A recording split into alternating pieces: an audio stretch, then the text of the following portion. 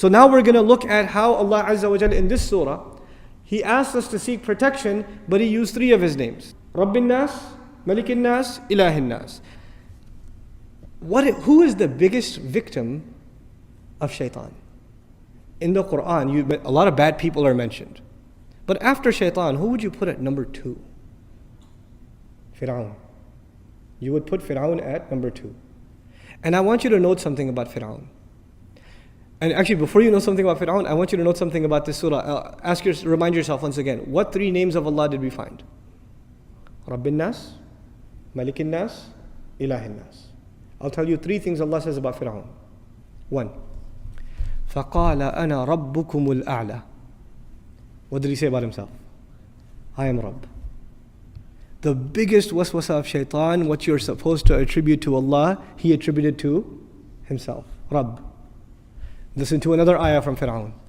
أَلَيْسَ لِي مُلْكُ مِصْرَ, pertaining to Fir'aun rather. أَلَيْسَ لِي مُلْكُ مِصْرَ وَهَذِهِ الْأَنْهَارُ تَجْرِي مِنْ تَحْتِي.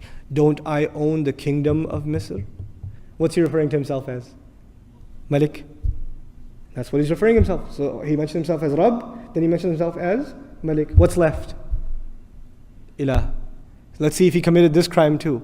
وَقَالَ فِرْعَوْنَ يَا أَيُّهَا الْمَلَأ مَا عَلِمْتُ لَكُم مِّنْ إِلَٰهٍ غَيْرِي. My generals, listen up. I don't know of any other ilah for you other than myself. For Fir'aun, we find himself declaring 3 things for himself. Rabb, Malik, Ilah. That is what the waswasa of shaitan can lead to. What was the biggest problem of shaitan? Shaitan himself, what was his biggest problem? Arrogance. Arrogance. What is the biggest thing he can instill inside a human being? Arrogance. And what is the worst manifestation of arrogance? Fir'aun. But you don't have to reach Fir'aun to be worried that you're headed down the same road that leads to Fir'aun. Today we are not living in a time where people declare themselves gods over others. But we are living in times where people declare themselves gods over themselves. They declare themselves their own master. I am my own man. They declare themselves their own ilah. Their own hawa, their own desires become their ilah. أَرَأَيْتَ مَنِ اتَّخَذَ إِلَهَهُ هَوَاهُ. Did you see the one who takes his desires and turns them into his ilah?